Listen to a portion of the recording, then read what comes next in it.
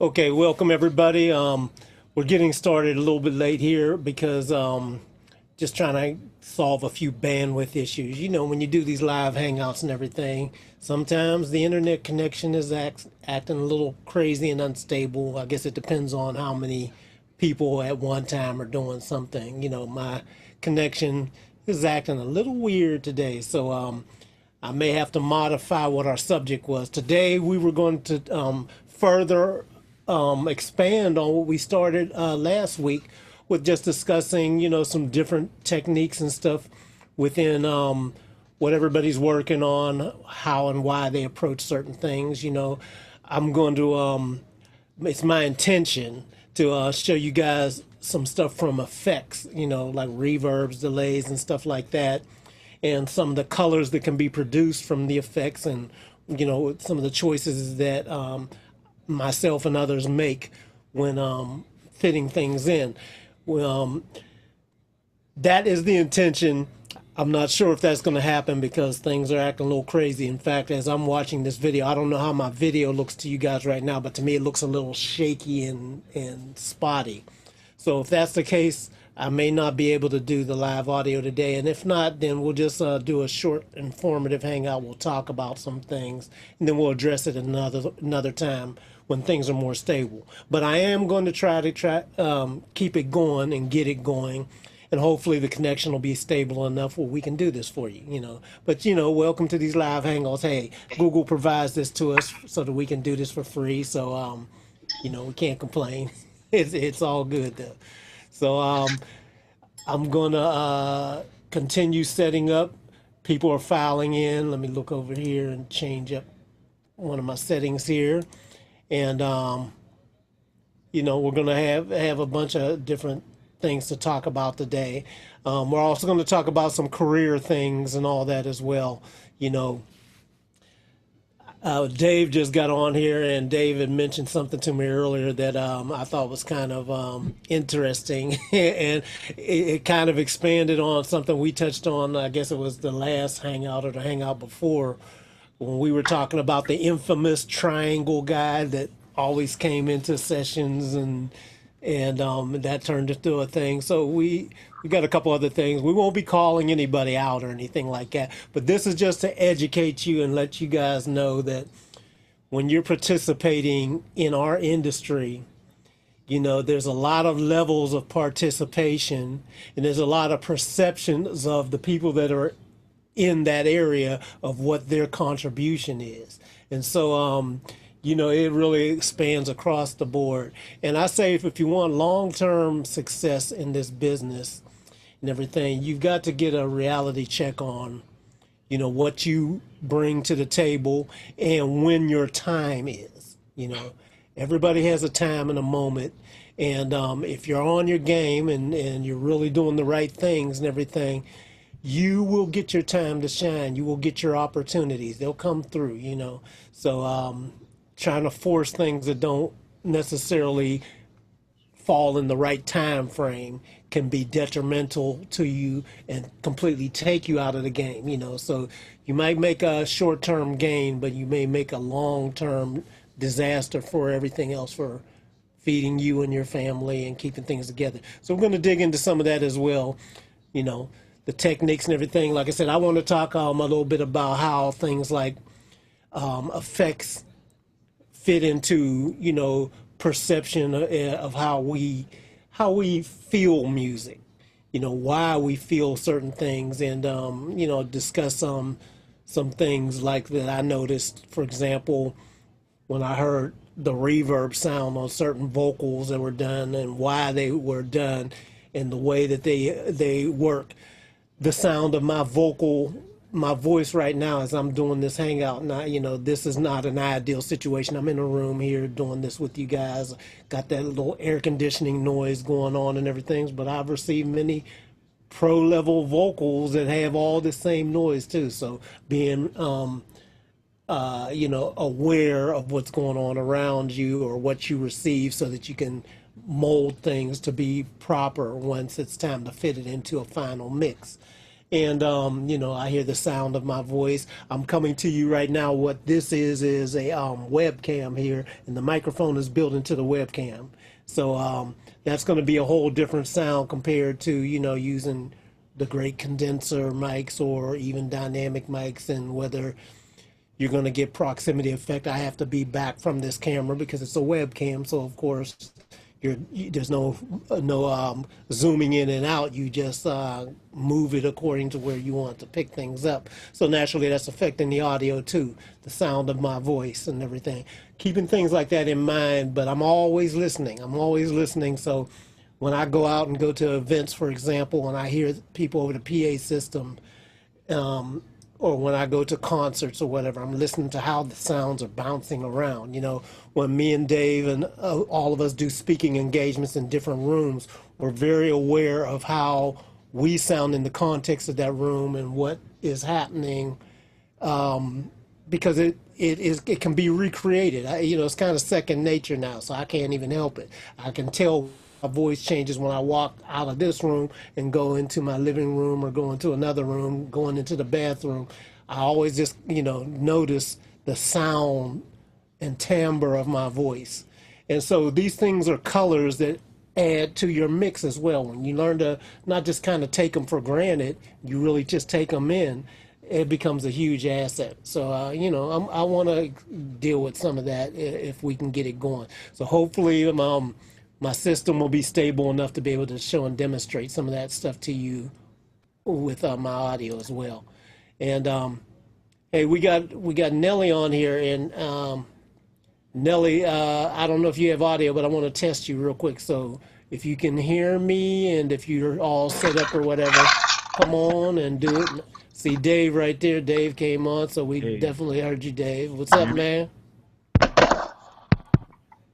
We got you, Dave. Okay. You can go ahead because I guess Nelly hasn't hooked up yet. Hello? Yeah, I'm doing a hard line today, so I'm not going to drop out. Hopefully. Oh, okay. Yeah, that'll make it a I lot had better. some new wires run. So It's always better, definitely. yeah. I got my dual laptop thing going. So Yeah, cool. Hey man, yeah, like I was telling everybody, we were talking earlier about you know, the scenario you were describing to me, and like I said, without calling anybody out though, because we've just seen this over and over again right. throughout our careers and other careers. So this is not like a new scenario, but what I think it's a good teaching lesson for people to realize how they position themselves out there, and also how they position themselves for longevity. You know, why don't you Yeah, break it down? yeah. Basically, for those of you who didn't really see it, if you haven't seen it yet, there's a post that will be coming around, and it basically is talking about a legal case that an engineer is bringing against Jay-Z in this case, because he feels that his contribution as an engineer gives him rights to the song.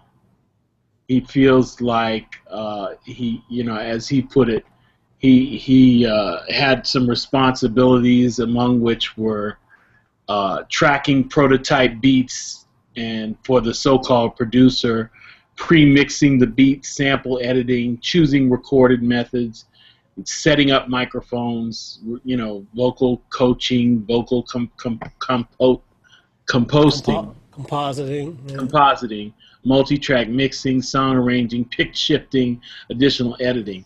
Okay, all these descriptions are very, very cool, but at the end of the day, Khaliq and I both kind of saw through the thing. We're paid, we're work for hire. That's basically what goes on. When you're an engineer, you're a service provider.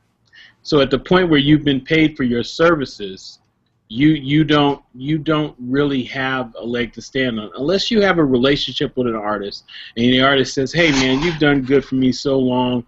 I'm going to do this for you," and he gives you a bonus, or he gives you a letter of direction, or whatever it is.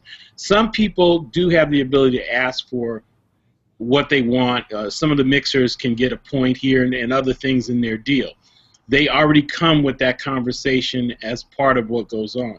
But some people have relationships, so it allows them access. But you, as a rule, if you're providing a service to a creative person, you do not have any right whatsoever to look in their wallet and chop up their royalty money as something that you think you should have.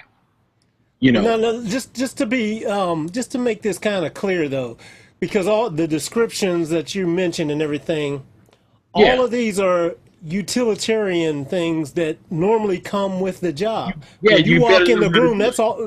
When you walk in the room, that's all part of what you do. Right, right, I mean, right. all of us do. That's part of what we all do and everything. Because if that's the case, shoot, I don't need to get part of Michael Jackson's estate and some of the Right, other right, ones. right, right. We can name everybody we work with and say, I did that. You know, I think where I saw the, and I know I fail to call it clever, where I saw the loophole, where I saw the danger in this setting is that should a lawsuit like this win, it sets forth a new precedent, because what happens is we are in an age of digital music. When something is in a digital state, it is an absolute condition. Okay? An absolute condition means you can look at it, break it down, analyze it, make judgments. You can also litigate over things like that and have those things solved in a court of law or settled outside of a court of law, which is why a digital state of music to a lawyered world is a very dangerous place to be, because now we have the tools and the ability to analyze things. And you got to remember, when music first came along, a lot of talented people really had the ability to play that game and participate. And so what happens is, at a certain point, they could all prove that they could sing and do whatever, and that would end any kind of thing saying, well, they're not real, it was all me. They're not real, it was all me. When you can prove that you can do it, it's not a problem. Now we have so many artists who are, in fact, they're participating in the system. They're actually taking up space on the highway, and they're making large sums of money because there's business all around them and there's commerce all around them. The talent might not be there, but you know where this argument is based is a very valid place that should one of these be worded correctly and win, we're in for a whole lot of people who are now going to go to any artist who they digitally assemble and say, hey, excuse me, I need a piece of that. And we just might have a thing that goes down where we might be turning back to where we need to have more actual talented artists, and I'm not trying to start a war when I say that, but what's a good way to say it? More organically talented artists. How's that? Is that a good word? Organically talented rather than assembled artistry. Okay? So I think that's really with the digital lifestyle comes this debate about an assembled successful career versus a organically successful career. You know, is that you understand what I'm saying? Yeah, I understand what you're saying. Well, You the know, one I thing can is think, that also because it's some good points, but the thing that see us here we live in the most litigious society on the planet, you exactly. know, and you know, just the fact that they had to come up with a special word, litigious, for us you know, Yeah, yeah. being so crazy on this is like it's just bananas, man. And the thing is that the bottom line is, and there's no way in the world somebody even could win a suit like that, because the bottom line is the lawyers are going to break it down. They can talk about, you know, yeah, I set up the greatest mic placement going, you know, captured and such and all that. And the bottom line is it's still, like you mentioned earlier, it's a work for hire. Isn't that part of your job? Did you get paid? Was there an agreement to something else ahead of time where, you know, it became theft of services? If that's not the case, then Right. there's nothing there, you know. And, you know, the bottom line is that, well, did you write the song? Are you claiming you wrote the song? Did you produce the song? Did you perform the song? Right. Or any of these things? You know, if it doesn't matter with what the assembly mode is, because if that's the case back in the days when we was coming up with tape, well, nothing couldn't be assembled without having it on the tape, you know. So Ampex and all of them would be Right. cleaning up. Right. Even some, even the time, you know, and you could tell somebody really sat and tried to fill these roles with what I'll call verbal steroids. Pre-mixing the beat. Pre-mixing, yeah. Okay, now years ago when I had a drum machine and I took it to a session and the drum machine had faders for every sound, does that mean I pre-mixed the beat? Well, isn't it every sample a pre-mixed beat loop? Exactly. Every loop that it gets used. Isn't anything that comes out a stereo keyboard pre-mixed? It's a pre-mixed audio experience. Every time you play a chord keyboard, you're using a sampled partial and a wavetable. That is a pre-occurring event that has already happened that they are referencing every time you play a key. So does that mean the guy at the factory at Korg needs a piece of your tune? How far are we going to go with this? But this is what happens when desperation moves in, and now people want not only validation, but they want a quick highway to a come up, or this guy might get some heat. You never know. It's going to be interesting to see what happens. But like I said, the language in this, especially when you look at the pre-mixing the beat and the choosing the recording methodology. Years ago when we just had they bought the hard drive. Is that what you're telling me? Somebody they got. I got a Seagate instead of a Western Digital. I get points on that. Yeah. But you understand what I'm saying. Jason, do you have any thoughts on this?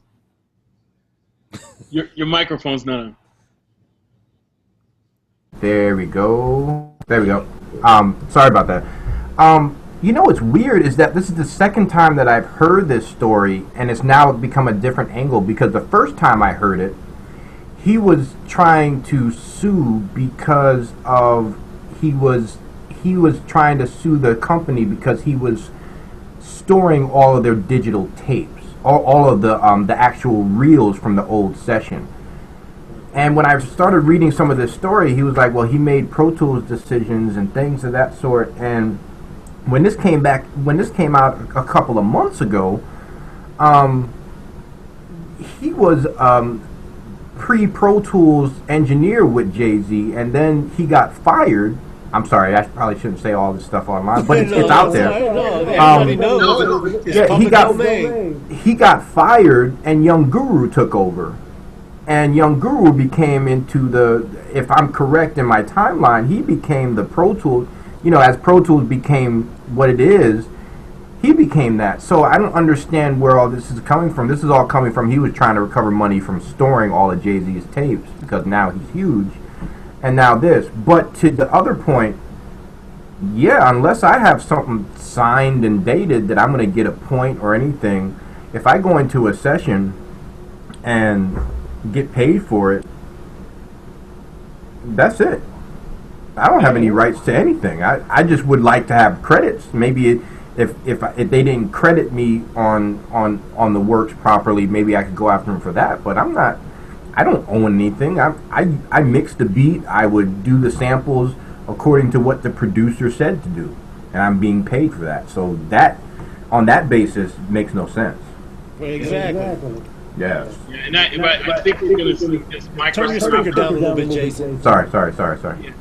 I think we're going to see this microscopic analysis of every role that people play throughout. Because I've already seen some comments in the stream. Somebody said, "Well, all the guys that do live MIDI tracking should get some too." And I'm going like, "Here we go." We're going down a slippery slope now.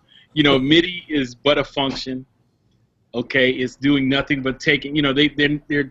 They don't take the time to think about the functionality of what happens when you try and take something like a journey through a MIDI exercise, and you're now going to make it. Oh, I was creative. What about auto tuners? I changed it from a B to a B flat. I slid it up here.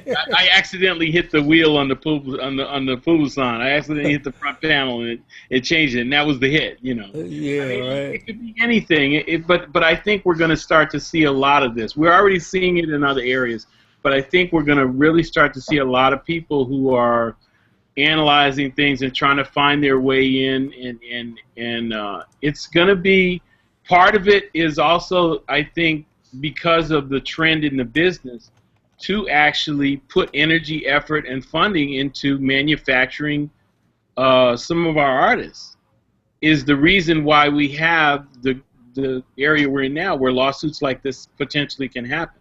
I'm not saying it's right or wrong. I'm just saying that if we had not gone the way of instant this and instant that, we might not be seeing things like this right now. We would always see losses, but this is pretty dynamic to see this kind of wordplay and exercise just in an effort. If this cat was just storing tapes or maybe he calls himself a engineer. So he wasn't the real engineer in the first place. He was just the guy who was there at midnight doing what he was supposed to do. But again, it's this assigned importance, and I don't know. It's just interesting to watch. I think we always have to really, in the digital age, you have to really look and listen to when somebody is speaking about ownership, participation, and what role they played. You always got to listen to how they refer to it, how they talk about it, and because it's just a tricky time. It's just such a tricky time. Is this desperation time, man? It's desperation time. It's no different than somebody, standing right by a console, but then they don't know what all the buttons are. Yeah. but then it's like, well, it would help if you could work it. It would help if you could explain.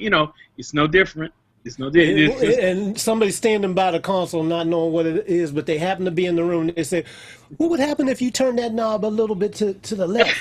And then suddenly the engineer or producer does it, and then suddenly it's like, "See, because I said that made the hit." Exactly. So, you know what this reminds me of too, Dave? You remember back in the day, there was a huge case. There was a huge case with a well-known singer, Paula Abdul. Yep.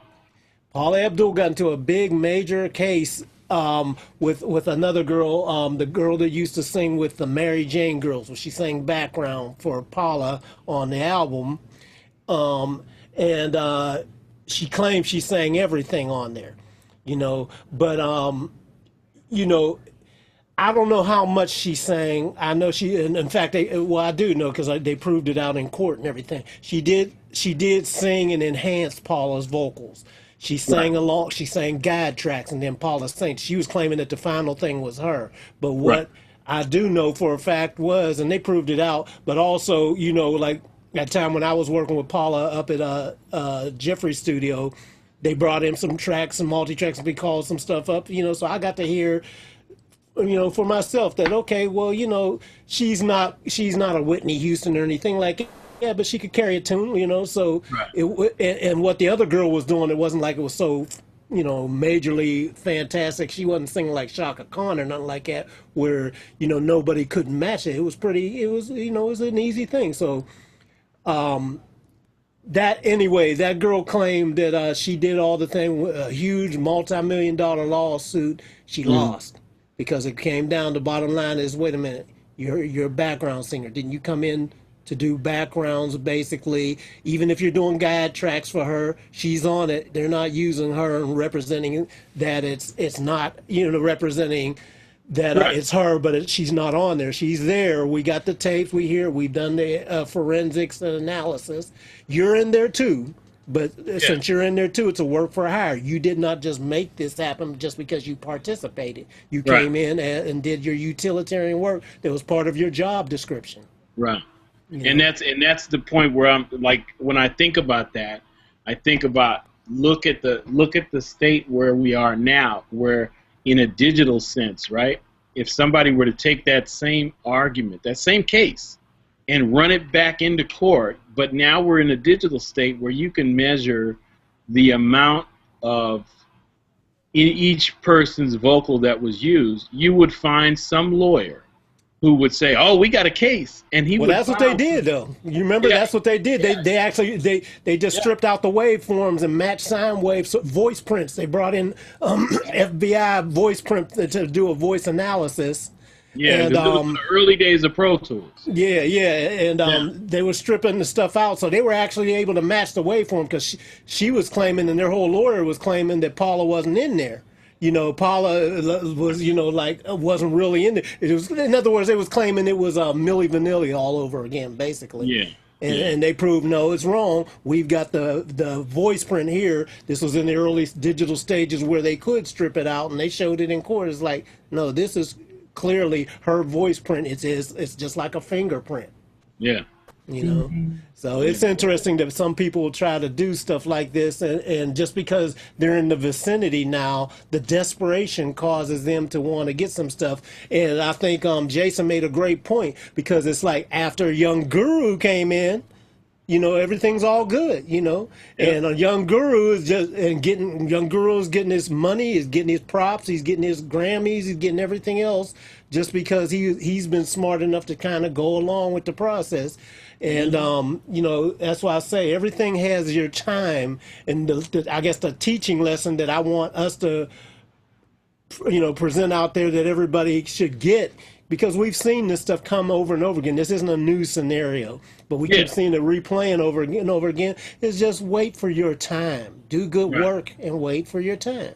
And then when it's your time, understand that you have the right and the ability to really discuss, talk about, publicize anything that you do in an effort to give the community of people that you potentially want to serve an idea of what your skills are. So you have the ability to use the things that happen in your career as positive marketing attributes. Okay? You have the ability to do that, but you need to be creative within that and deal from a place of truth and deal from a place of what you've actually done or participated in, not necessarily, everything where you appear. That's the thing that's kind of misleading when people automatically want to play poker with IMDb stats. Mm-hmm. Let's go to IMDb, and so they want to lay down all the things, and it doesn't mean anything. It means, okay, cool. You got some shit notated. For everybody there is, but there's a bunch of people who don't. And it's really about, it's not even about the first call, it's about the second, third, and fourth call.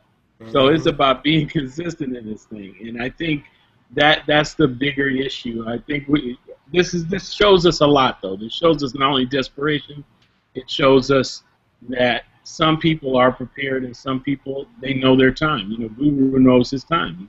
He moved in there, did what he was supposed to do. And I also hate to say this too, Dave, but because we've seen it, we've seen we've seen this happen a lot for people, and I don't know who the guy is, but I think Jason said, and I'm assuming this guy's an older guy. So I'm assuming, like you said, back he started out with tape and things like that. So he's been around for a while, and he's got tenure as far as time is concerned. But some kind of way, I don't know how he's putting it in, but for some kind of way, him feeling that he was why Jay-Z is where he is now, basically with these claims that he's making, it sounds ludicrous to me, because, it's like, it doesn't matter what the technology is, and we got a new guy in here, but the one constant is Jay-Z. So Jay-Z's been good when he started. He's been good now through all the technological changes, and it doesn't matter what the platform is. He's the constant. He's the magic happening. Right.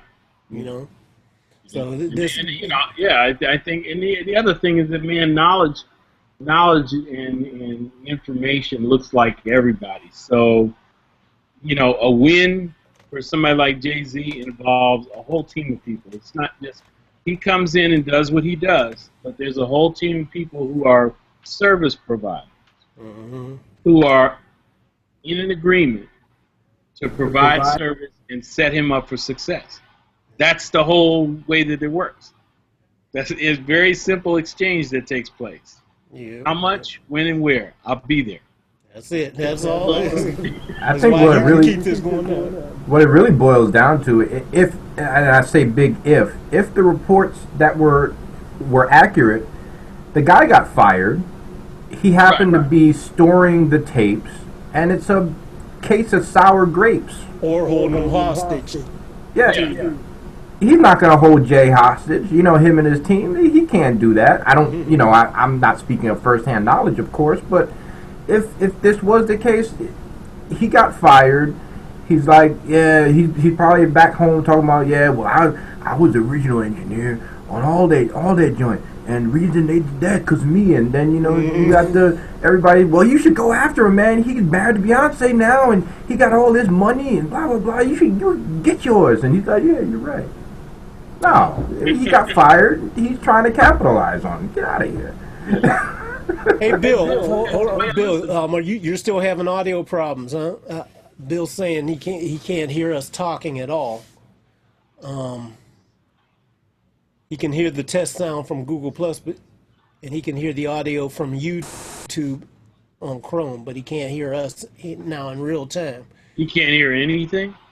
No, according to what he's saying here.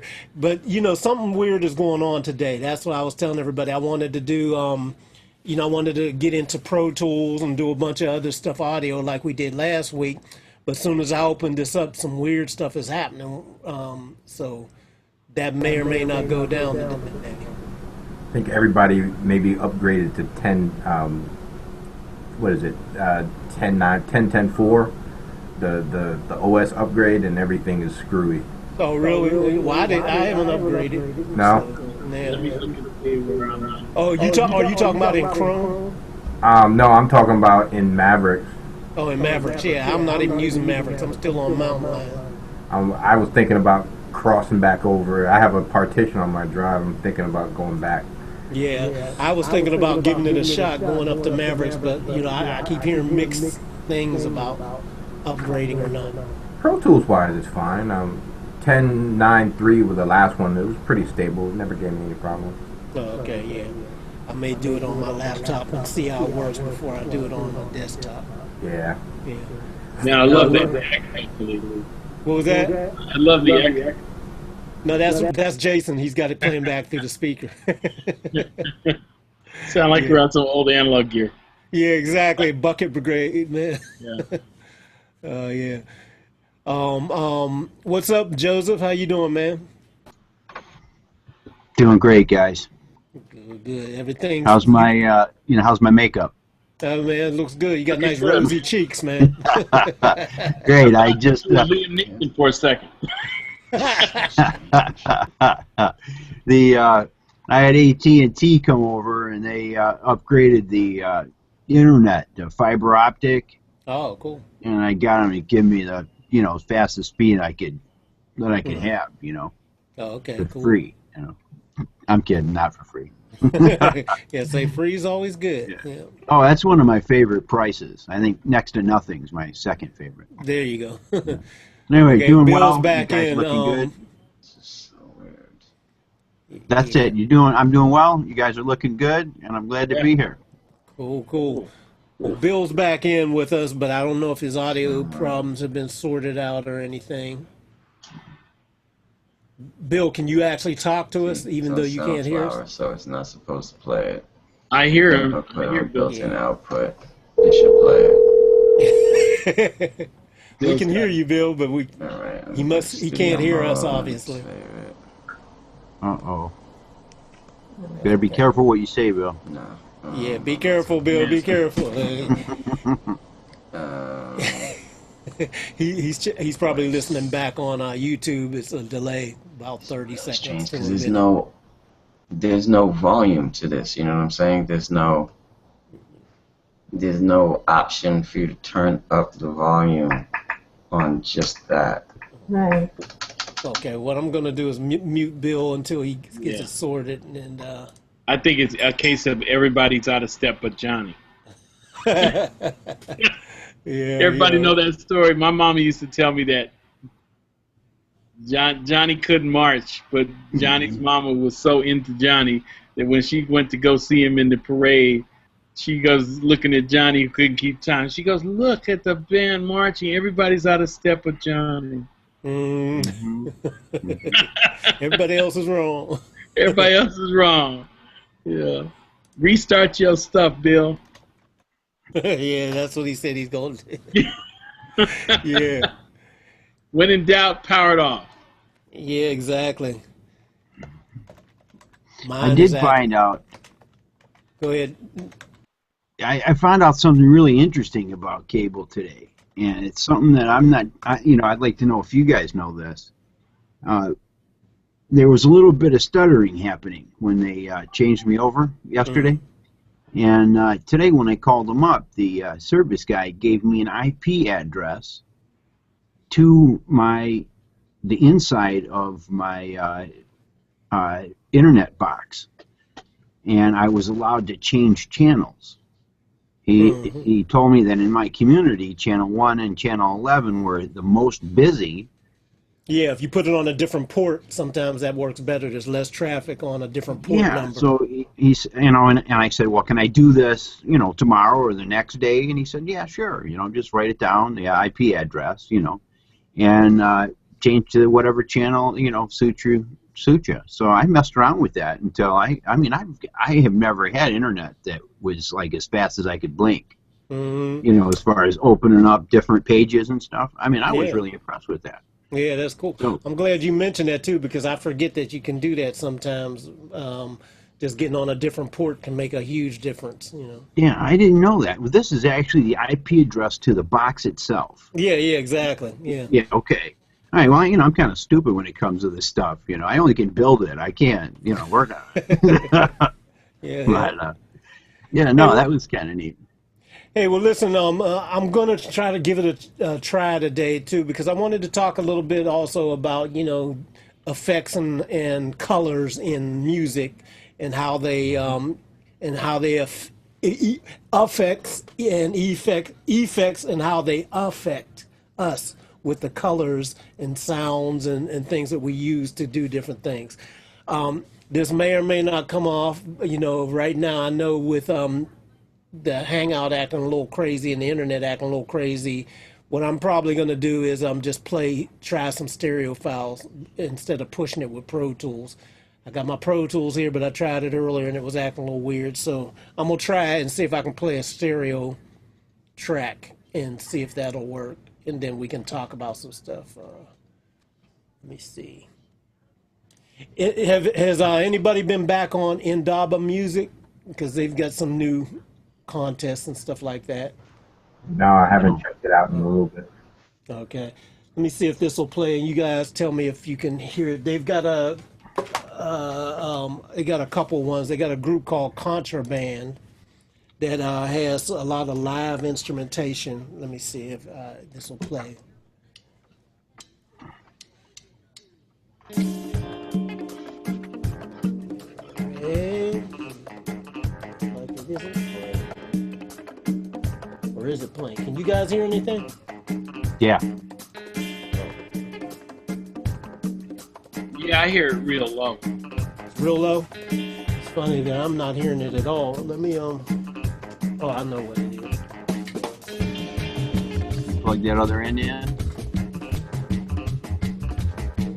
Oh, let me turn this up.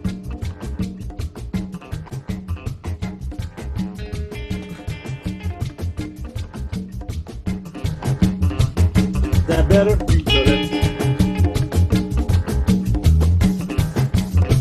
Is that better for y'all?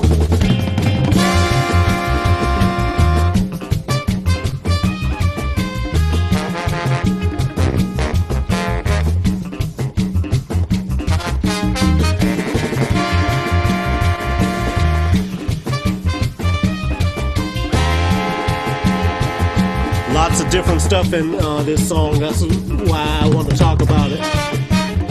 Horns, guitars, percussion.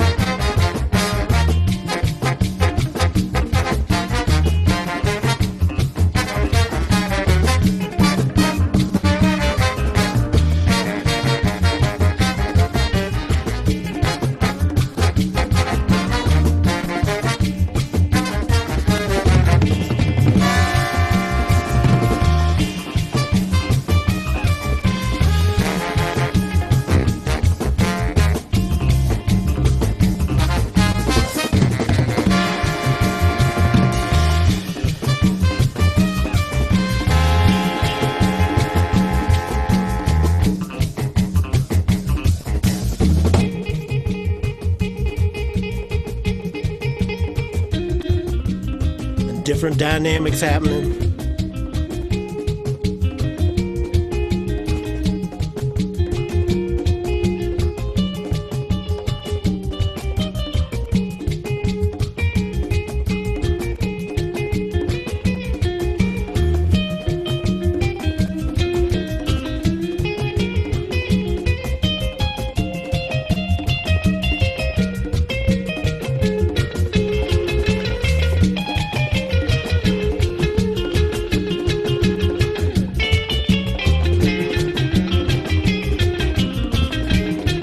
I'm going to ask y'all some questions after we get done. See what you notice about this.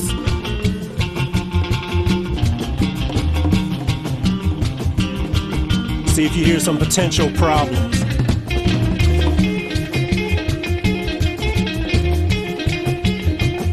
And I'm not going to play the whole thing, but I'm going to give you an idea, so play for a little bit.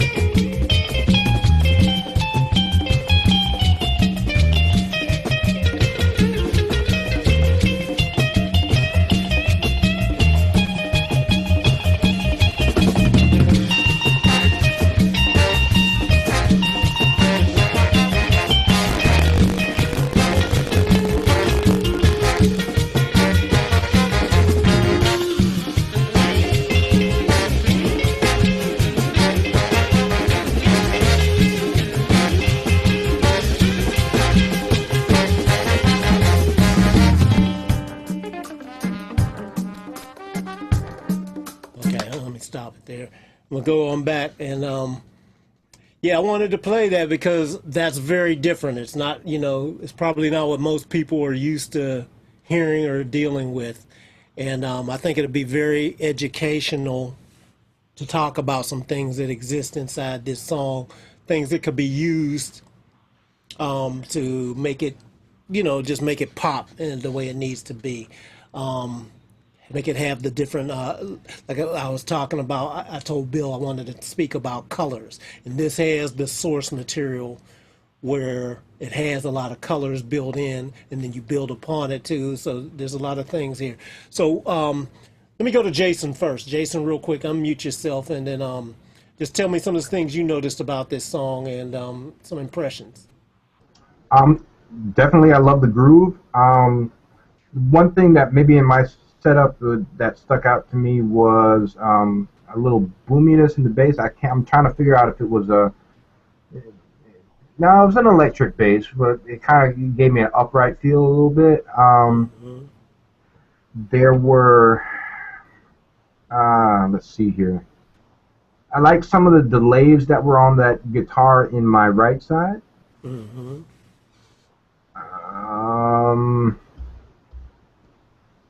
I kind of want to hear it again too. yeah, I'll play it again. Really get you know, really listen to it. You know, I got my food delivery came, so I like it. It's different, but still, that's right up my alley. I like listening to stuff like that. So yeah. Any potential problems you noticed, or sticking points? Again, there was that solo guitar on my right side that possibly could give me a little. I'm imagining there was a reverb or a very short delay that may kind of give me a slight phasing issue with something, but I really couldn't pinpoint it at this point. You talking about the slap delay on the solo guitar? Yeah, there's a little slap there. Okay, Yeah.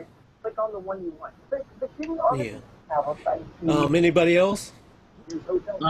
I like I like the shaker and the whole percussion thing that was going. You know, it's like a Afro-Cuban rhythm. Yeah. And so in those rhythms, those percussion instruments kind of take the primary role. And they create kind of cycles amongst themselves, and then everybody dips in and out. So I kind of like that. There was some distortion I was hearing potentially on the guitars. At one point towards the end, though, something kind of over the feed I was getting, something like kind of surged, and it just started crunching. So I don't know if you guys got that there. I turned it up, so maybe I turned it up too much. Okay, so maybe that's what it was. But you know, I think again it was a presence thing too, because what I started to listen to when I listen to the Afro-Cuban rhythm, I really like when I can actually hear somebody's hand hitting the drum, right? Yeah. So when I can hear that, I'm really into the rhythm. But then when you're going to place the typical guitar reggae experience or that whole thing in there, you got to be careful how you wet it up with the reverb, because you can go a little bit too far. And then, you know, so I kind of felt like it was too committal with, you know, how wet they were making some of the signals. I understand what they were doing, you know. Yeah, and I think they But burned I it think- into the actual recording too. So I agree, totally, yeah. But I got, you know, I got the taste and the feel of what he was going. But at a certain point, when I start to listen and I hear something that is delayed or it's reverb, what I then start to do is listen to the other things, the other elements that have ambiences added on, to see if they're telling the same story or if they're telling different stories. You understand what I'm saying? Right. Yeah, When, you know, which means it was done at a different time, or they did one perspective without thinking about the other perspective, you know, as far as delay times and things like that. Because sometimes those things can be very impactful when you've got a rhythm going that fast with just those percussive elements. You have a natural ambience that happens because of the whole percussion experience. So then you're juxtaposing that when you bring in some reverb elements and you go extreme on that. You got to remember that your core rhythm is this real fast pace where you're using the attack as much as you're using the, you know, the end of the cycle, you know. Yeah, that's a great point. Yeah, You know, the space, you're using every part of what's happening with that percussive, and even the shaker. The shaker plays such a primary role because it's the other part of the timekeeping going on. yeah. That's a classic case of what I always call the engine as well. You know, Yeah. that's the little engine that could, for sure. Yeah. I think that's where I was hearing what could potentially be a problem was the cymbal, the brushes on the cymbals, the shaker, and a lot of that beat was riding in the same mid, right in the same place to me. And that guitar, when it came in, it was, you know, it felt way over here in my headphones, you know. But for me, Talking about panning wise or level wise? it was, I think it was a little too loud, and it was far over to my right. Yeah, you know? absolutely. But mostly for me, it was that center picture seemed a little too clouded together. I would want more separation there so you could really get that feel, and like the hands on the, you know, on the drums. I think that is for me, that's where I noticed non-clarity. Yeah. And And, Dave you know, made a great point on that too, Dave. What you said, like when you think about percussionists and all that, we know. I mean, you know, if you ever shaking Paul Hino's hands or people like that. Oh, yeah. Oh man, it's like hands of stone. You know, like Yeah, man, like Duran. But as an engineer, Yeah, when I know that and I You hear want to those, bring that out though. I want to hear every part of the contact. You know what I mean? Yeah. And so, and the other thing that you tell you, this is how much those other things distracted me. I like the horn shots, but at a certain point, there were some things that were there were a couple of shots that were sloppy and needed to be overdone. They're done over, you know, because they were off time. You know, when you can hear one instrument slightly out, you know, just let's do it again, you know, because This was a live performance too. So Right. This was just a recording of a live performance, so it has all the things that come with doing it live in front of an audience too. But if you notice the horn section, because that's the other thing to notice about the horn section, a horn section like this is probably sonically you're dealing with mid highs and it's a little bit more tinny use of a horn section. Normally in a funk scenario, like a horn section is going a little bit low. I don't put on funk ears when I listen for a horn section. I'm just listening to how they're using the horn section in context with the style of music they're playing. You know what I mean? Right. So as a whole, I liked it, but I noticed those off notes. But I didn't know it was a live thing. So, Yeah. Just So a I think straight- that's just the natural. Yeah. Sometimes they get there, sometimes they don't, and it's like one take. We got to do it. But that's also that Afro-Cuban thing where they'll lay in the groove for a little while. Yeah, exactly. This is like a 7.5 minute song. Right. So yeah, that's why I stopped it because I was like, we was only half done. Yeah. Yeah, but I'm gonna play it again and everything and dig into it because like yeah, see, and everybody that's listening to this, I want you to take a listen. This is part of the Indaba music. You know how they regularly give you opportunities to mix different artist stuff and all that. So you should always go in there and mess with stuff and enter these contests if you can. And if you can, at least enter and download and play with some of the stuff because it's very educational. And something like this, the whole reason why I picked this as opposed to, I mean, they've got tons of stuff that's, hip hop and pop and EDM and things like that based the normal stuff that you would hear. Most people do not mess with this. These are live instruments with real-time dynamics, louds and softs, real-time timing issues. So like on some of the things in Indaba, they give you the time, the time in BPM, and also the time signature, the BPM and the key and stuff like that. They didn't do that on this particular song because I'm sure figured out there's no one real time. It's kind of in this area, but you can't just set a metronome and go. It's live, it's living and breathing and all that. So that's a good thing to learn how Dave said it too. It's about getting to that main groove, you got to get to that core groove that this thing is built on. And so as we play it again, see, there's some of the things that I'm listening for if I want to build on this and to build a mix. First of all, you have to figure out what the core groove is and extract it out and build upon it. You also got to see what, the other things I mentioned. I want you guys to pay attention to some potential issues and problems. One of the things that's a potential issue and problem that I noticed right away is that it's sonically leaning to one side. There's a lot of information playing more on one side and hardly any on the other side, just little stuff. So it needs to be balanced out in the spectrum a little bit more and in the groove a little bit more. So the groove is leaning to one side as opposed to pulsing and pushing forward. It's pushing forward, but it's kind of going on a curve. So we can control things like that. These are part of the colors. The other thing that I want you to listen for example, like the relationship, and listen for things like what's going to be the dominant driving factor in this thing. We've got a lot of things here, a lot of energy and everything, so there's several different things that happen at different times in this song, and also like things like the drums. Where are they placed and how are they placed? Are they in the appropriate spot? How do the drums and the percussion relate to each other? How is that bass? Jason mentioned that the bass has a little bit of a kind of a muddy thing that can kind of muddy and blur up the groove, but it's a big part of the pulse. So how would things like this be tackled? Then also I'm listening to the overall thing, and since I was talking about effects and everything, so my mind is imagining what kind of effects would this need, Would I need any special effects to bring out anything, or just straight reverbs? And what types of reverbs? Rooms, plates, halls, whatever, or anything or nothing at all. Anything needs to be made bigger. Any other things need to be contracted. So these are all part of the colors that we look for when trying to do this. So I'm gonna play this again and let your imagination go while you're listening, and also pay attention to the sections too. So I'm gonna play this, and we're gonna start from the beginning because the sections play a very big part in the colorization of this song.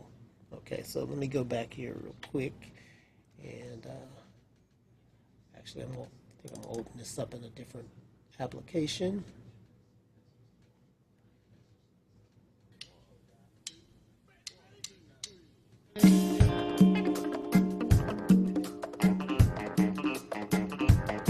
A lot of stuff going on here, even though this is an intro.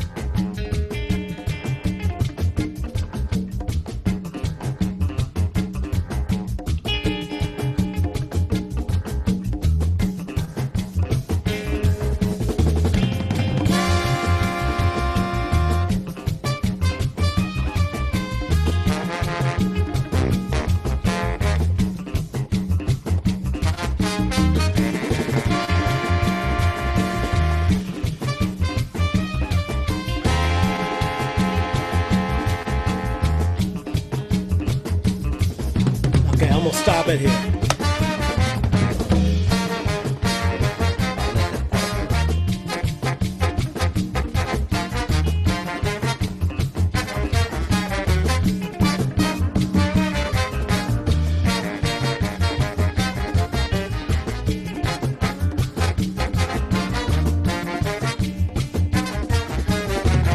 Okay. That song has some nice, interesting stuff. You could do so much with this. Jason, I saw you there, boy. Your head was working. Your mind was working, brother. Yeah, just the first thing that comes, that part one, that intro, that piano holds that groove. That little, those little, I hear the clav, but there's an octave being done really in the beginning. That da, right? It's kind of like acting. That's, to me, that the beginning of that needs to be up there, because it's just that boom. Doesn't need, it's not necessarily a boom, but that thing, that piano right there, I think holds everybody together. And then that second part we heard was the bass. The bass really, I know it's the Afro-Cuban type thing, and the percussion cool, but just that bass right there is really the thing that's holding it together for me. Where the percussion and everything is supporting, but it's still holding the groove together. That clavinet needs to be moved out the way. That initial clavinet, I would move that around. There was a guitar thing that was a little bit hot in the first couple of seconds that I heard. Now that I know it's a live thing, it doesn't sound live to me. So a reverb to give it, what I imagine somebody like that is, a band like that playing, an open air amphitheater type deal. So, everybody's sitting on the grass, chilling, drinking some mojitos, and I need to hear that ambience of it being outside. So I don't know. Yeah. That's a great point. Yeah, yep. Some great observations, man. And Joseph, what did you pick up from listening to that first part over again? Well, I definitely picked up the right side heavy this time. I've switched over to monitors instead of headphones, and got a much bigger, turned it up and got a much bigger sound. And absolutely, you're right. That is lopsided to the right channel. It's funny too, because for me it's the left channel. No kidding. It's coming out of my right channel. No kidding. I wonder how that's working out like that. Okay, I gotta check and be sure. I'm hearing the tom, that tom in the beginning, boom, boom, boom, boom, boom, boom, boom, and I don't know. I just think that there's a lot of shit happening all in the same 200 to 1200 hertz that needs to be just separated more. Right? The middle is not, for me, the middle wasn't right in front of my face. It was over to, it was more like at plus 20 to the right channel. Yeah. That's what I was hearing come out of my monitors. Yeah, exactly. Yeah. And that's what I would want to kind of straighten out first. Yeah, that's one of the first things, because you got to balance it out to balance how the energy is moving. It's almost like, and part of it may be just, that may be how they were recorded when they were on stage. Maybe some of the primary players just happen to be more towards one side, and all this is getting picked up. I haven't had a chance to actually mix it yet, but I had a chance to listen to some of the individual parts and everything. So, one of the things that I will do when I dig in further is listen and see what the overheads are picking up on the drums, as far as other instruments, what's coming through in that whole thing. See what some of the leakage tells me about how everybody was, who was close to the others and everything, and figure out a way. But the bottom line is it does need to be balanced a little more, because what we listen to doesn't have to represent real life. We create the reality we want them to hear, as long as the feeling feels good. So the life of the song is built in there, and like you said, there's a lot going on, especially in the mid-range, especially percussive-wise and guitar-wise. It's all mid stuff, so we got a lot of stuff fighting for the same sonic space. And so basically, this whole thing is like a puzzle where you have to figure out which pieces to put together first before the rest of the puzzle, which Yeah, ones are snapped together. yeah. I think when I listen to it, I think what happens when you're dealing with, especially those rhythms and things like that, is that they're they're driving so hard and so fast Hmm. that your cue as you listen for transition is almost worn out. Because Hmm. everything's moving, and so you're still trying to gather what you just heard because you're trying to follow the story sonically. And so there's a couple of things I heard when you just played it that didn't hear the first time. Yep. Yep. I really think the horn accents are just as important as guitar. Absolutely. Those vents as they're used um, definitely deserve some work because they set each other up Yeah. in the Right. course of the band in the play relationship of the instrumentation. Yep. Am Now, I saying that right? yeah. I Yeah. always try and say things coming from a sound guy's perspective. You know what I mean? Yeah. Like a PA mixer. Yeah. Well, that's perfect too because, like I said, this is a song that was recorded, a live performance being recorded to translate to be mixed for a performance record or whatever you want to call it. But Gotcha.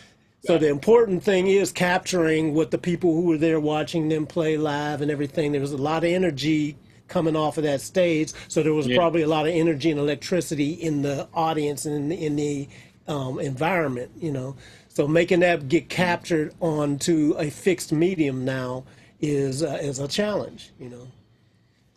Because there's no air. So like Jason said, you got to create that air in there. You got to Yeah. create all that so when people are listening, they can actually feel the air around, feel what the atmosphere was like.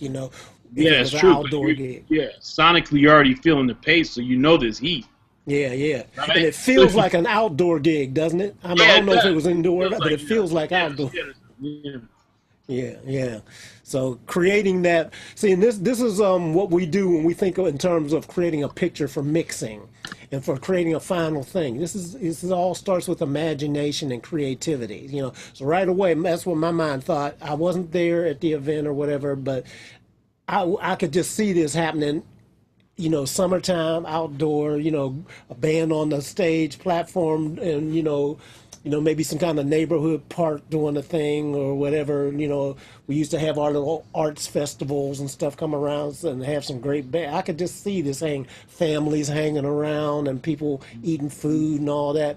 So I would want people to be able to listen to this and immediately imagine or feel like that because it's a good time feeling. And one of the things now here's a great tip for everybody that's checking this out now. And like I said, go play with this. But see, here's what I would do because this song can fool you. When we first listened to the song, we started out, so it starts out, it starts out with the percussion and the guitars and playing all that. That's a trap. I would not start there, y'all. I would start there right where the horns came in. Like Dave said, the horns are really the star player of this whole thing. So a lot of people, what they would do is they would start at the beginning and start with the guitars and get that groove all in there and everything, guitars, percussion, and everything. But then by the time the horns come in, see now here, think about how this song builds. It's building to those horns. Those horns are definitely the star. It reminds me of the old school bands when we used to go see some of the, the Tower Power horn bands and the, what was some of the other big horn bands we used to see go out there. Of course Chicago and all them, but as far as more pop bands and everything. But this has the Afro-Cuban thing and all that too. So you can see this that it builds up to that the melodic thing that the horns are playing. You can hear that they've probably got like at least four horns, if not more. I hear trombones, I hear baritone saxes, trumpets. It's a couple of saxes, trumpets. At least one trumpet, maybe more.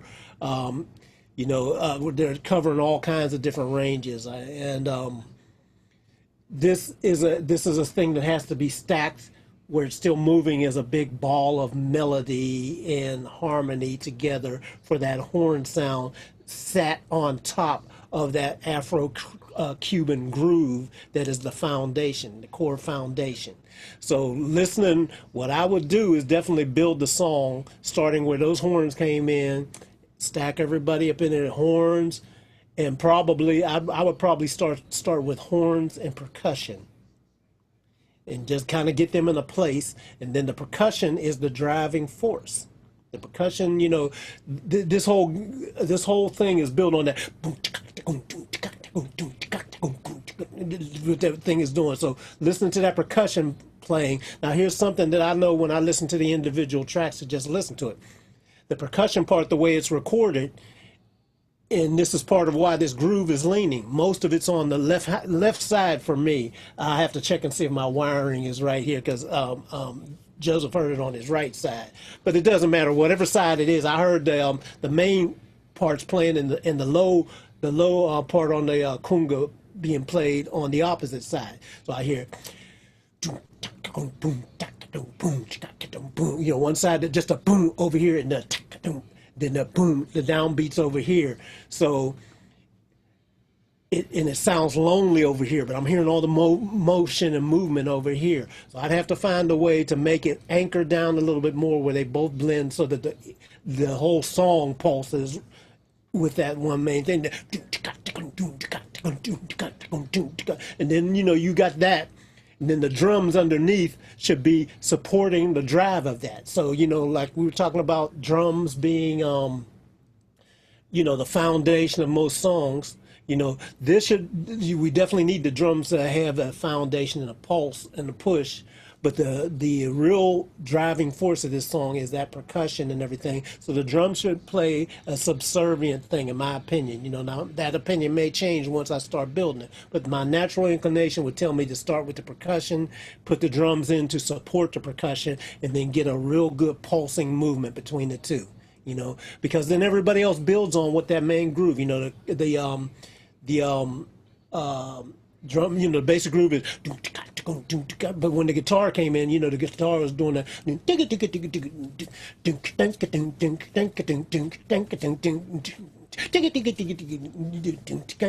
so it's still based off of that percussion. So all that's building on that main core groove, and then the other guitar that was in there was just laying down the goose eggs on the downbeat, the bling, and then there's other little parts that are going in there that are playing.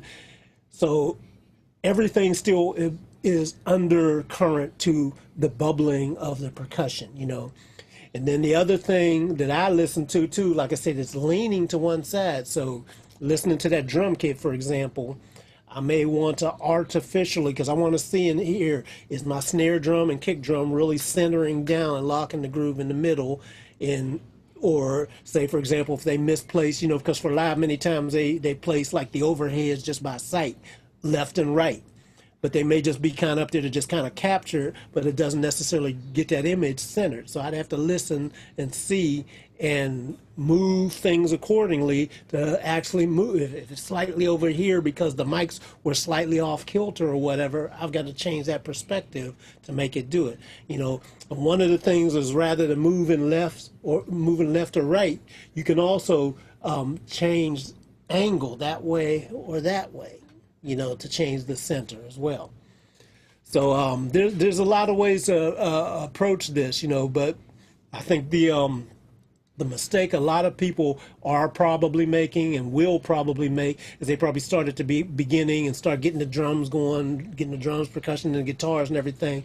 And then what this song is doing is it's starting in the intro, and then it should step up to that chorus where the horns come in, which should step up each time. If you notice dynamically what's built into the arrangement, it really should be some steps. It starts out with the percussion and the guitar thing and everything, but then the drums actually kick in with a beat, should be another step up in energy. And then, and the bass comes in, that should be kind of a handoff and everything, because that bass gets some little muddy thing. So there's parts where that bass should be nice and clear and kind of in your face to lay it down. But a lot of people take a bass and then just set it and don't change the volume. But I'm not one of those guys that feels that a bass has to be at the same volume through the whole song. You know, to me, it just depends on the song, and it depends on the part. So for this particular song, I would either pull it back or do some stuff with the EQ to pull frequencies back to make it sit right in a good spot where it isn't messing with some of the other stuff, depending on how important it needs to be at the moment for the other things that are going on. You know, we talk about the effects and everything, you know, so naturally one of the first things that I would do, like I said, I believe this song is built on the horns and then the foundation percussive groove.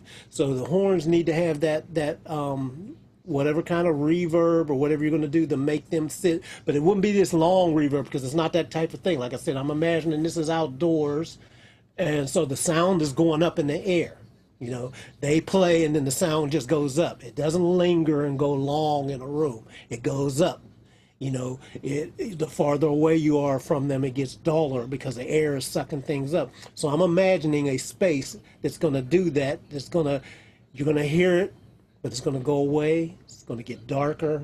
It's going to, you know, it's just going to do a thing where you hear the horns real clear, but they get a little bigger because of the space, so it makes you feel like you're part of it, but it's not this long, lingering reverb. That's not appropriate for what's going on right now, in my opinion, you know. So does anybody, do you get what I'm saying, guys? The thought process? Anybody? Yeah, absolutely. I get it. I'm hearing. I can picture it. The way you're doing a great job, I think, describing it. Because I could really get a good picture of that in my head. Cool. Right. Yeah. Trying to recreate it. That'll be neat. I'll check it out. Yeah. I'm gonna play it again from where I stopped it, and let's just listen a little bit more to some of the interactions that are happening.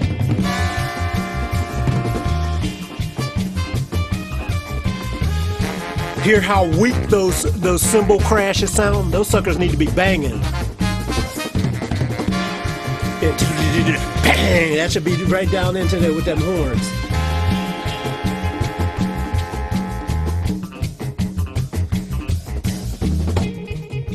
Now it gets light again, you know. The hi-hat in that drum kit is very important. And check out the little pickup notes on the snare drum. They're working right with the percussion.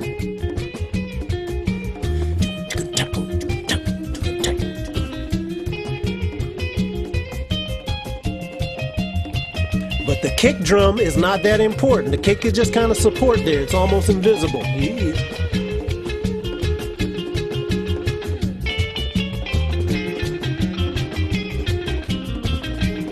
Just enough to give it some pulse.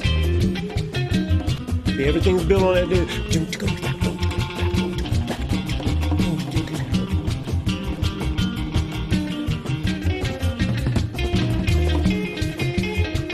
Now they build in that little slapback echo on the guitar.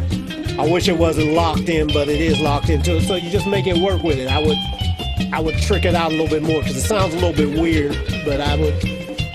You know, it's an effect now, it's a sound, so I found a way to blend it in a little bit. And I think I'd probably run it through something that would saturate it a little bit, make it have a little bit more energy.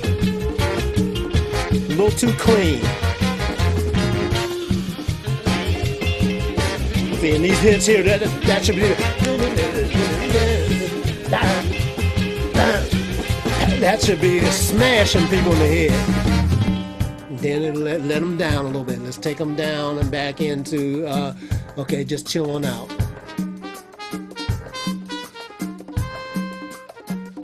Got a little light trumpet solo here. Hear that one conga beat that's on the one side? It sounds all alone. It needs to be a little bit more with the rest of them. And it gets loud and soft. But it's good for the pulse. But you see, there's a lot of little stuff. Yeah, it's about the simmer. You know, with a lot of that rhythms like that. Yeah. Everything is simmering, and at different times, the instrumentation is kind of used to surge, right? Yeah. So the horns surge, then it comes back to a simmer. Great and it word. surges and it comes back to a simmer, and then you have this the interplay where you actually hear the conga work, and the conga work itself in that space for that moment is used as a push of excitement, you know, and it just and it's not so much for what he's playing, but how it stands out at that moment for that second, filling that gap, you know. Yep. Yep. Yeah, it's very interesting. There's a lot in this song. I mean, you know, this is one of those kind of songs. Like I said, I'm gonna dig in and just have some fun with it and play with it because there's a lot of little stuff in here that I think is very helpful. Keeps you on your toes, and to make the song, you know, move and become alive in the different instances, you know. So like I said, when these things coming in, you know, there's certain times when that stuff should be smashing you, and then other times it should kind of lay back, you know. There's times with like that bass is playing that one note, and there's different spots in the song where you should hear him play that boom, boom, boom, boom, boom, boom, boom, boom, boom, boom, boom. You know, that should be nice and clear. Beyond this thing is like, you know, it has the walking bass upright kind of thing and everything. But then there's other spots when there's more stuff going around where you should not hear that clearly. You should just kind of feel that he's back there. And once you've established the melody of something like that, people will imagine it the rest of the song or in the spots. And every now and then you make them come out when there's a clear spot for it to come on out and shine. The rest of the time it can stay in the back and just let the other people do what they do, you know. Because like I said, the song is built in tiers. Things are stepping up and down in the different sections, you know.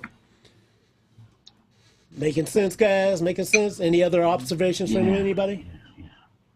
No, You know, you hit it right on the head.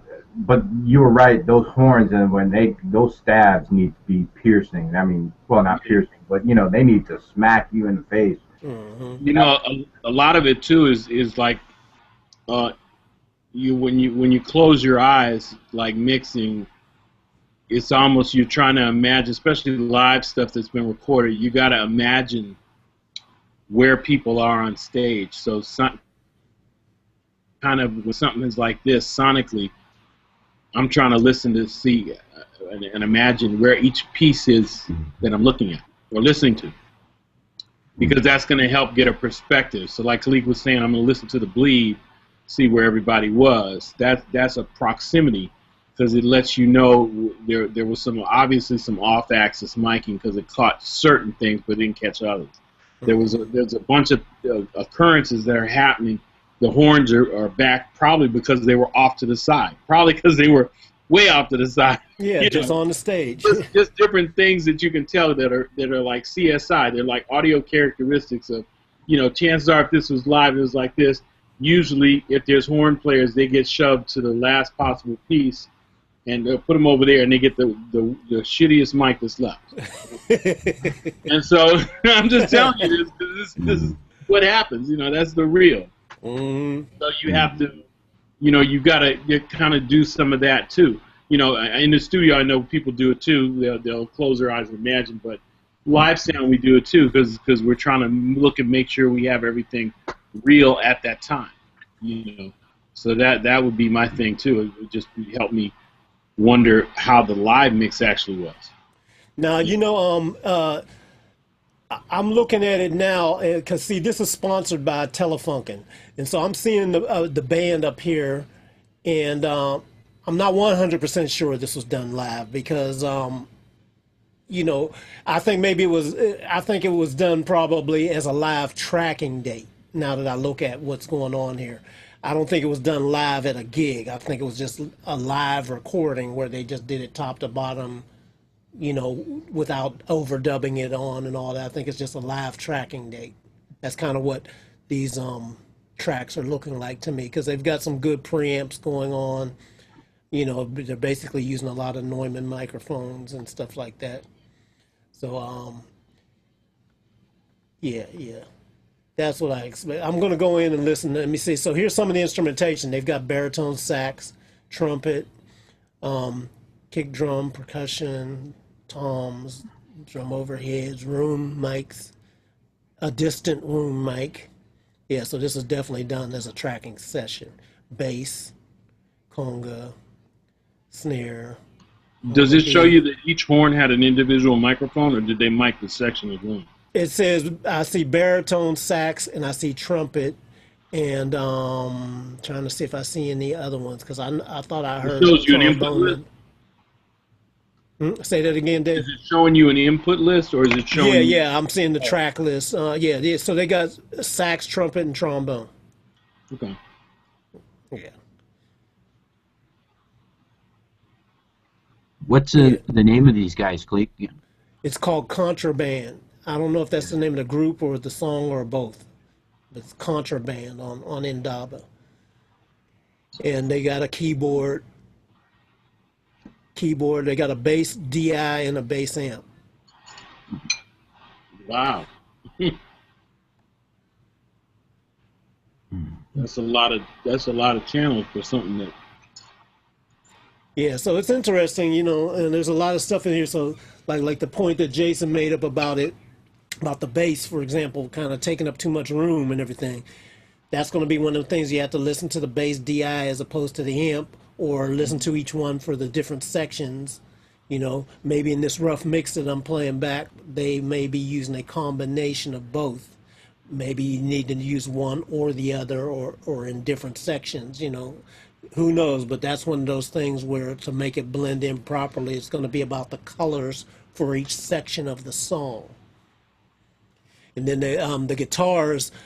Here's the thing about the guitars too. They've got well, I think like Joseph mentioned too, kind of out of balance a little bit loud, I think. And that one guitar that's playing kind of the goose eggs, just laying down on the beat, the tone I would play with that for sure, and probably darken it up a bit because it's just not that important of a part to be that bright, you know. I think setting that kind of back sonically, frequency-wise, would make some of the other things sparkle, because that's one of the other things. Guitar is a mid-range instrument, and if you got all the things and the guitars are nice and bright and clear, you know, it's going to start messing with some of the other stuff. Okay, yeah, this is interesting though. This is definitely a song that I think I want to play with. Yeah, they got, and we can kind of see they got a picture of the setup here, so we can kind of see how everybody is kind of. The band is off more to one side, and then the horns are off to this other side here. You know, so yeah, it's kind of, our ears are kind of telling us what I'm seeing here right now. Cool. You know what I love about this stuff, man? Every time I think I'm getting good at what I'm doing, we have a conversation like this, and you start bringing up some stuff, and I'm like, wow, I wouldn't even have thought about that. And now it just kind of brings me back down, which I think is a good thing, but Absolutely. It's just kind of like, hey, just hold on a second. You just you didn't get everything in that 3 weeks. You know what I mean? So this is just one of those eye-opening experiences. I enjoy it because it's like, wow, I didn't even think to look at perspective of that song like that. And now that you're explaining it, it's just like, oh, that makes sense. Yeah. That's cool. Well, that's what this is about. And I love that we're all doing it from different, because we're all picking up different little things and adding, and it's an additive process. So, you know, all of you that are watching us too and learning from this and everything, like I said, come on in and hang out with us. You know, I usually post the links and we can hold up to 10 people on the inside with us, because this is really the way to accelerate what it is you're trying to do. And if you join us inside, and then don't be afraid, just say what you're thinking or what you're hearing or how you would do it. We can all work to build on what it is you're trying to do, and it'll just make you go so much faster, you know. So, yeah. One of the things I said was that I called it a tom, but I couldn't tell what it was the first 2 times you played it, but I'm hearing it. The lonely hit. Mm-hmm. It's a conga. That's the conga, yeah. That's the conga, the lonely hit. All right, I thought it was a tom the first time I heard it, man. Yeah. You know, through my headphones. I might have to check these in. Yeah, because it wasn't me, man. You know, I wouldn't confuse a conga with a tom. Yeah. Man, you might have to do like get some D-Brox drops and put them in the ears or something. Yeah, no, Man, yeah. I went deaf one time when I was younger because and it taught me a huge lesson because I used to clean my ears with Q-tips. Did it for years and everything, thinking I was doing something. And one day I went deaf in one ear, it scared the heck out of me. And when the doctor saw it in there, he said, and then they had to flush it out with this big. They had a big aluminum cylinder syringe like about this thick filled with water, and they stick it in your ear and then plunge it in there, and all this stuff came out of my ear. Boy, it was the nastiest looking stuff, whatever, but it had like cotton and wax and all kinds of crap all been. My ear had made a plug basically, after all those years thinking that I was helping things, and I was just ramming it in there like you ram buckshot into a into an old musket or something. Have you ever heard of ear candles? Yeah, I've used those too. Yeah, Yeah, definitely. I that's what I use all the Oh, time. okay. Right? Yeah. I tried them a couple times. Yeah. Yeah, you ever cut that thing open at the bottom and see what's in it? Yeah. Oh man, is that some nasty I stuff? know all that stuff gets real nasty. Boy. Yeah, it is. Yeah, yeah. Mm-hmm. But yeah, I think it's a good thing for all of us to do every now and then. One of the things that I ask everybody, well, I ask them every now and then, periodically, some of my students and stuff like that. You got to figure out if you're left-eared or right-eared, because we're left-handed, right-handed, and all that. We got a left eye and a right eye, dominant and everything. And you definitely have the same thing with your ears as well. Nice. I'm right-eared. Hmm. Definitely. So, yeah, man, this is cool. Well, and actually, I think what I'm gonna do now, because I gave you guys a few things, and those of you watching, I gave you a few things to think about. Like I said, go to Indaba Music and download this track or some other ones you feel like you want to go with, and just learn from it, play with it, and everything. See what else you can pull out and what you notice with some of this stuff. It'll just accelerate what it is you're trying to do. I think that's going to be one of the last things I'll do, and then we'll keep this one short today. Is like I said, the other thing I talked about the effects and everything. So, like I said, for the effect that I would do on a song like this, is I think the whole key is getting the horns and the congas, and then the congas and the drums. I would get them into a space where the space for the conga and drums, or let me say the percussion and drums, let me put it that way, would make them glue together so that they sound unified. So that way it's not such a disparate, separated entities, each one. They kind of start working together as one thing, so you get the one big pulse.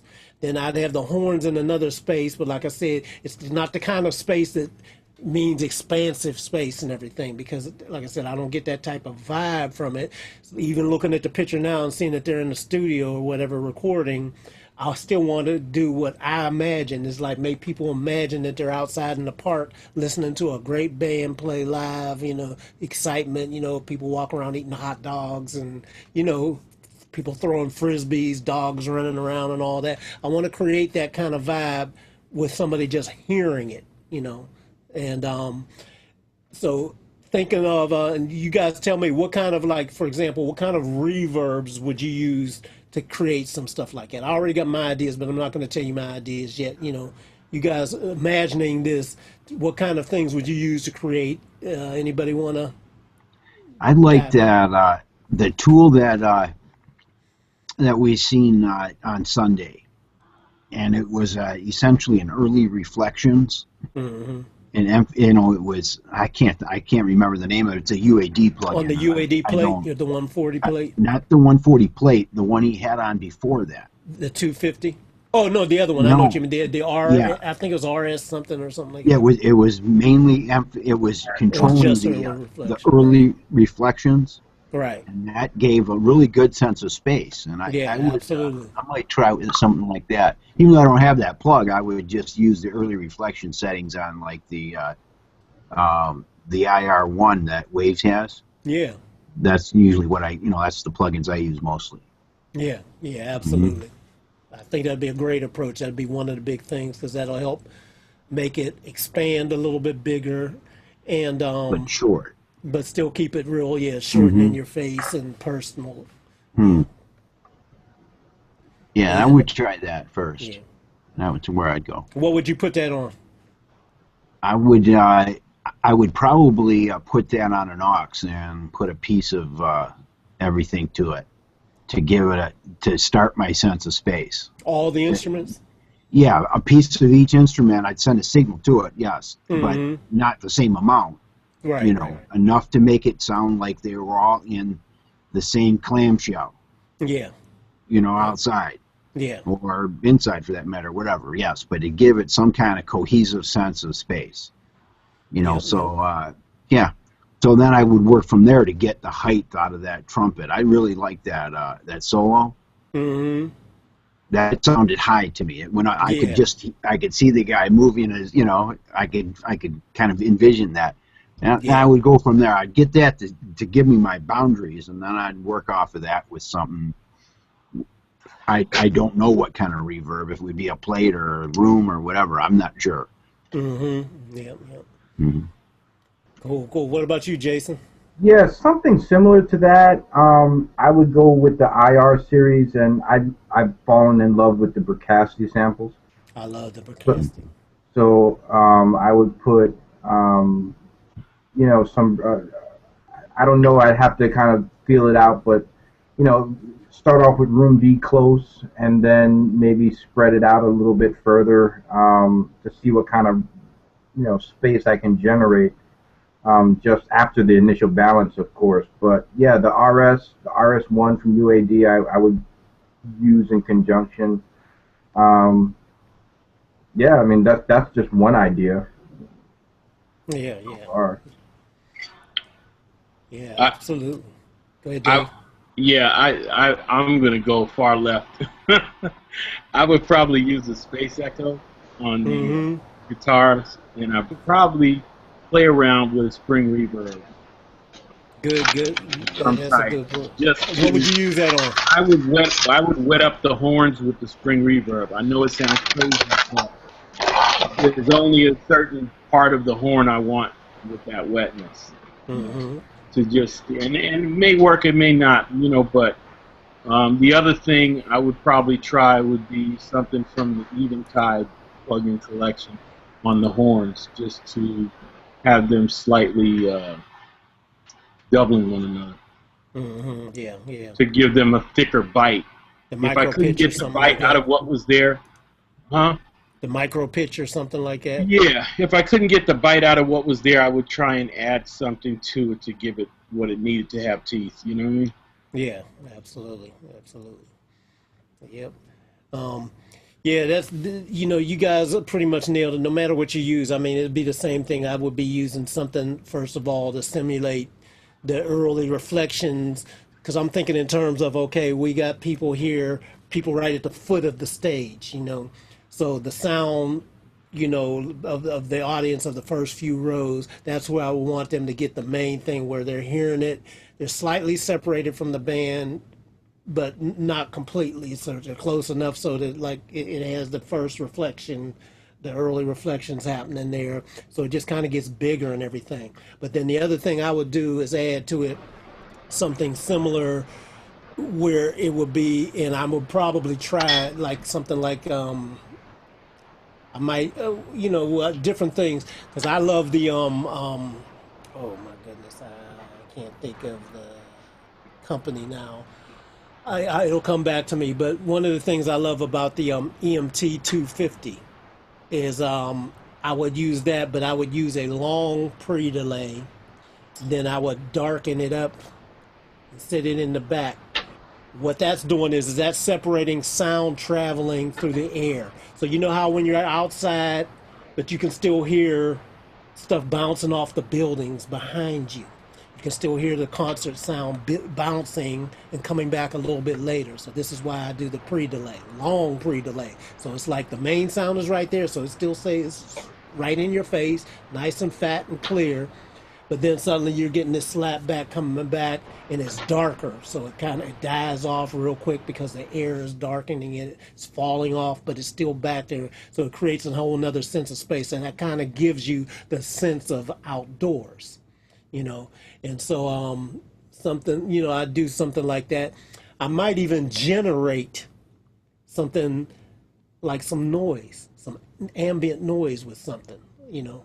I may even do that just so it kind of sounds like it's outside, you know, and it's not even part of the regular recording, but just to give it some life and everything. Won't nobody even notice it, but you're just hearing these sounds back there, and you don't even really notice them. So low, kind of darkened and in the back, but it gives a life and a pulse back there that, you know, there's little tricks and everything that can make your stuff come alive and take on a, you know, this thing that's not really, it's not reflecting reality, but you're creating the reality for people and putting them the way you want them to be, you know.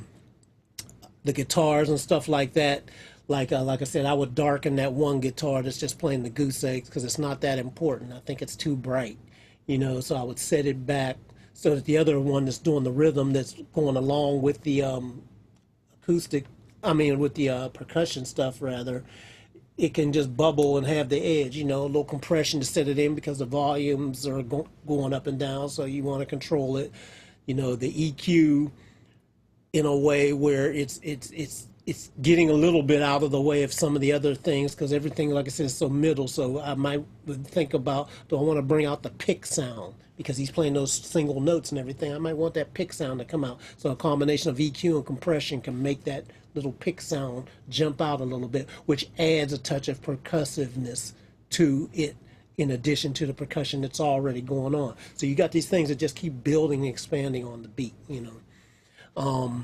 Just a lot of little stuff, and you know, like I said, the cymbals, definitely I would want them to come up, you know, especially the crashes, so that, you know, when those downbeats come, you know, we're hitting it. They're just kind of an afterthought right now, you know, it's out of balance, you know. Some of those tom fills that are going on, you know, when they're coming in the new section, you know, the tom will go and all that. I mean, that should be grand and just hit, you know. Little stuff like that makes a huge difference, you know. And, you know, so yeah, that's kind of my thought process on things like that I would be looking out for to bring out. Looks like we got John came on here. John, I see your picture. I don't know if I guess you don't have a video camera. If you do, you can unmute yourself up top. And you can, if your microphone, do you have a USB microphone or anything? Yeah, there you go. Hear me? We can hear you. Great. Yeah, video not so much, but Okay. I got audio. That's Cool. all we need, right? Yeah, that's all we need. Talk to us, my man. Tell us who you are, where you're calling from. I mean, you know, where you're hanging out from. I'm in Pasadena. I'm John Resin, mixer. Live in Pasadena. Just taking a little break and figure check the Pensado students, and there was the link. So I figured I'd just chime in and see what you guys are chatting about. Sounds good, man. It sounds good. Welcome, hanging out with us and everything. You're Thank in you. the middle of mixing? Yeah. Cool. Yeah. One of those mind-numbing kind of edit points in a mix where you just need to stop for a while. No, I understand. Sounds like you're fixing, not mixing. Unfortunately, there's not a lot of difference on some projects. Yeah, that's part of it. We were talking about that earlier. You know, it comes with the job. You know, you trying to get royalties? That'd be nice, right? Yeah. That's going to be the first question now. Yep. Did you get a chance to hear the song we were talking about?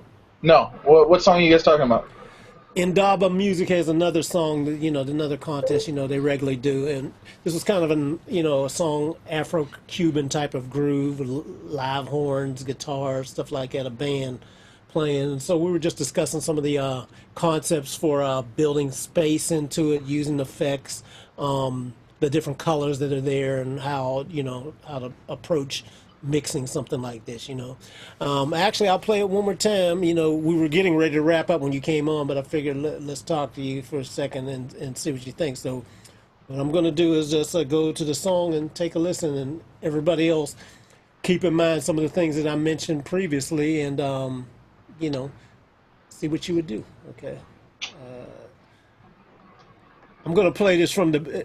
I'm not going to play it from the very beginning because we've been listening to this is like a 7.5 minute song. We're only halfway through, so I'm going to just pick it up from where we stopped. Okay. Let's see.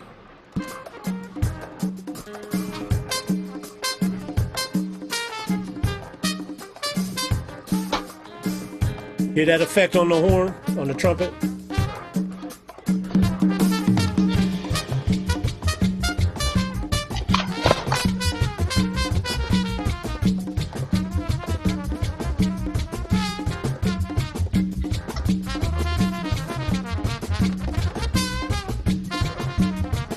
And you hear the organ on there? Or a synth or whatever that is.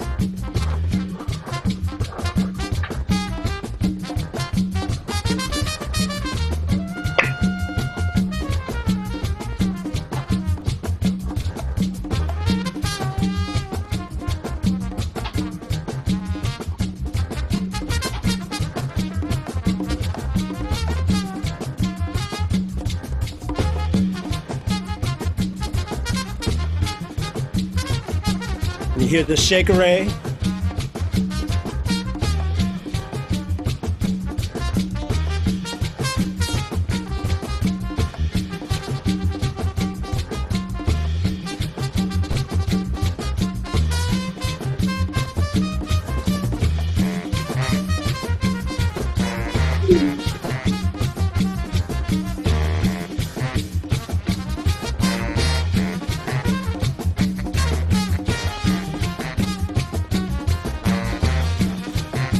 Nice what the trombone and the Barry sax are playing. Need some weight. Yeah.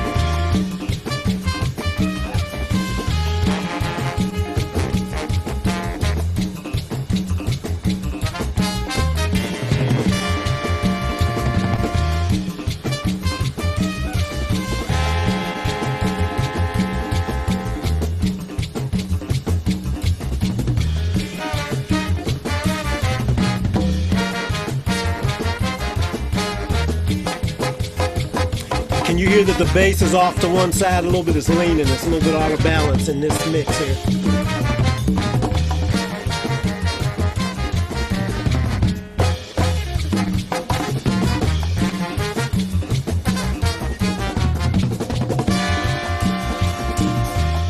See, those toms and all that and them crashes should be killing us.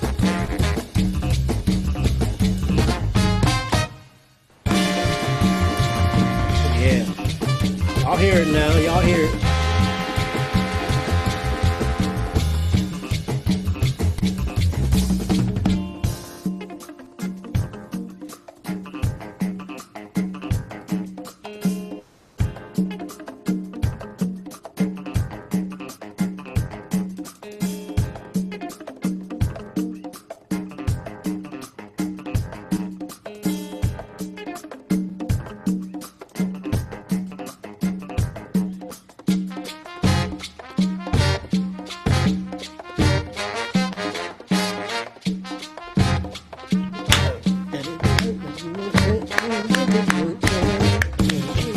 Yeah, them little entrances was weak, man. We had to kill them suckers.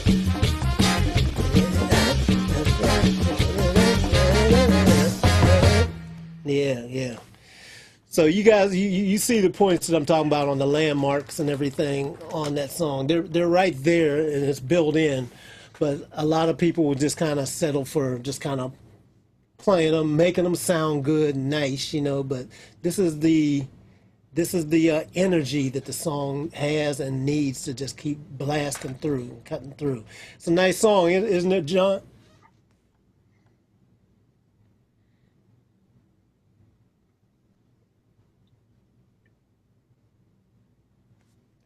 Oh, and we lost Jason. Jason had to run. Yeah, it looks like it. Yeah. How would you, on that, when it, those stabs, how would you get that to poke and that, but not linger? Oh, well, that's volume? definitely. Would you automate volume with that? And I mean, up and then right down. Well, first of all, I mean the basic level for this rough mix, the drums aren't in the right place. So getting the drums in the right place will cover a lot of that. And like I said, the drums and the cymbals and the toms and Hmm. everything, once they're balanced, they're naturally catching them. It's in the track already. But Hmm. what's happening is it's not in the right placement right now. And then once it is in the right placement, then you can enhance it, to make things push through and punch through. It's just about picking the right instrument, maybe nudging it a bit here or there. Those horns, once they're blended together and everything, but they're working and blended. This is why I say I would start with the horns and then Hmm. build the rhythm around it so that those are powerful and punchy in the most powerful parts of the song. So that's why I said I would not start with the beginning of the song. I'd go right down towards this section here that we just heard in the Right. beginning where they have their interests and where they have the most energy, and you build it from there and get that smacking, and then the rest of it is dynamics leading to that. Who's the band? It's called Contraband. They're great. Yeah, yeah, it's pretty cool because it was live tracking date where they just played it through. So Oh, that good was all music. live. Yeah, good musicians there, and it's part of the Indaba thing where they got it and they just let you mix some stuff. So if you get a chance, go on there if you want to mess with it or whatever. And they got the individual tracks. I always have mixed feelings about the Indaba competitions, entering them, just because I've already got some credits.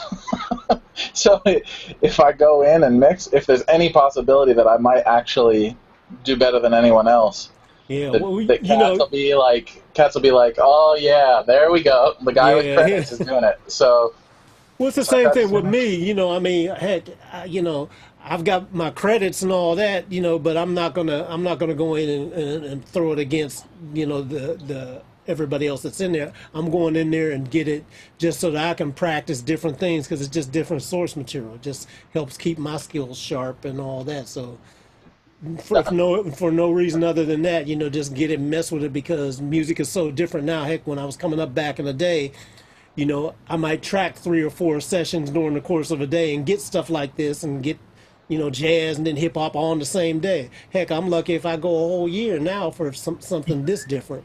So that's why I do it. It's amazing. I wish I could mix Afrobeat stuff regularly. Yeah. Yeah, Yeah. so yeah, I think it's good for that. Just go ahead and get into it. I don't always get into there, but I got a few of the tracks where I download and mess with it. Bill Kamek turned me on to the weathervanemusic.org where they had that their little thing where you can download some of their tracks. So I'm starting to get into that, and then the Cambridge site and some of the other ones. So there's a lot of places where you can just get some different stuff out here, and it's just about messing with different. For me, that's where I get my joy is messing with something that's a little bit different than the ordinary. So that's why I Uh, picked this. They had a lot of ordinary stuff that isn't bad and everything for pop stuff and all that. But I was like, wow, I like this. This is different. yeah. You're dropping in and out, John. Is anybody else? Can anybody else hear him? His signal's dropping in and out for me. Okay, John, it might be your internet connection or something. It's getting every other word or something. Did I turn green on your end? Yes, you Yeah. did. I must be feeling some envy. Exactly. Turned into the Incredible Hulk, man. What's going Yeah, on? man. Either that or I'm green with envy. I I don't thought know. I thought it was the mask for a second. Oh, what's up, I'm the man? mask. Yeah, I can miss this. I can mix this song in 30 seconds if I put that mask on, right? Yeah, there you go. You know what was really cool about Weather Vane? I did check that out, and they really give you a heck of a nice story. Yeah, I mean, they really fill you in on what's going on. It's really neat. I didn't know anything about it until Bill mentioned it, and yeah, that is really It's pretty cool. It gives you an opportunity to go into someone else's studio, even though you're not really, going into it, not physically, but it kind of gives you an opportunity to put yourself in someone else's shoes and see how their approach is to tracking that particular group of individuals, musicians. Yeah. And I think that's cool as heck. It is cool, yeah, and they've got some decent stuff on there too, so really makes it cool. Yeah, I'm probably gonna feature something from them really soon too as well, because I like doing this. We'll do it more often because everybody gets a good benefit from doing some of this. The hardest thing is, and we got to figure out how to do it with you, man, is get everybody in where they can play it through the Hangout. Virtual audio cable. So have you heard of that? Do you have? Well, I mean, I can play mine, but right. Well, I researched that. I researched this to try to be able to get my Pro Tools rig into the site here, into the Hangout. And so far, what I've come up with, I haven't had a time to implement it. It was $64, I believe, I had to pay for it. And it was called Virtual Audio Cable 4. Okay, yeah. Okay, yeah. And I haven't. All I did was buy it. I haven't put it in the system yet, and I'm in the process of upgrading. I got Pro Tools 11, but I wanted to. I'm going to be tearing apart my room, and there's going to be some renovations going on. So before I take everything apart, I wanted to get it all right and tight and set up with the latest